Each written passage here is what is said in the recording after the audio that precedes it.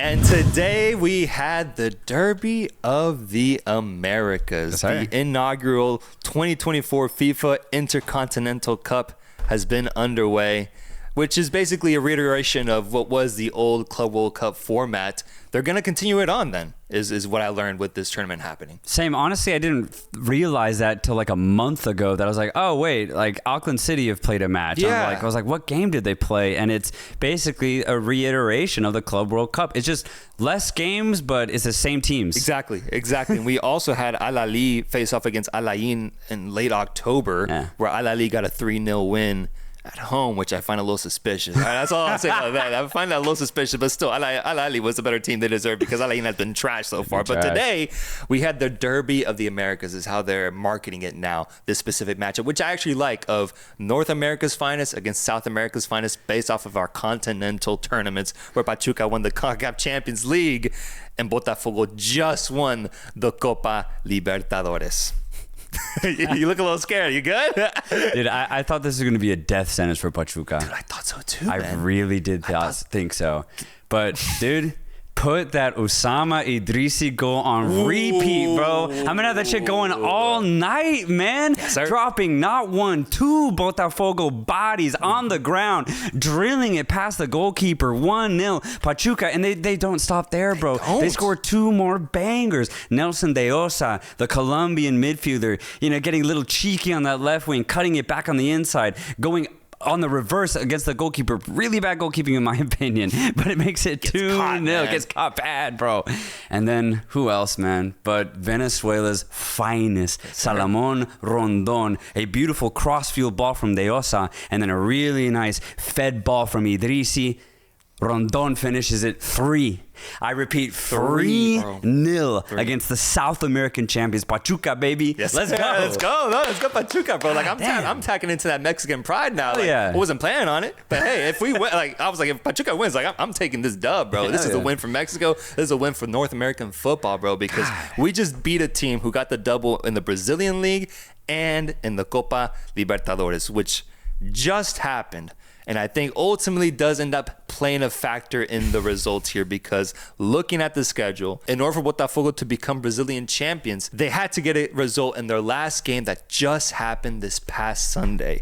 It's currently Wednesday, bro. And they had to fly all the way over to Qatar after this crazy string of games that they've had. So because of that, we see a lineup that's a little different from what we saw start in their final match in the Brazilian League, but then also in the Copa Libertadores with guys like Ponte, Carlos Eduardo, Alan, Mateus Martins getting the start over, notable names like Thiago Almada, Alex Telles, Jefferson Savarino, Marlon Freitas, most of them coming on in the second half as well.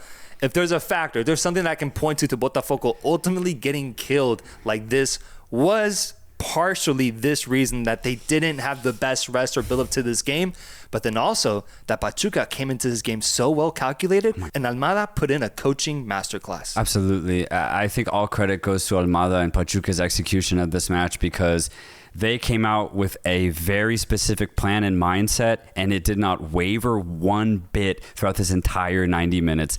I like this Pachuca side. I really do. That's why I was actually very shocked that they had such a poor season in this Apertura. They didn't even make playoffs, not even play-ins. 16th, bro. It's terrible. They had a terrible season, but you look at the players, Idrissi, Rondon, De Osa, these are ballers, man.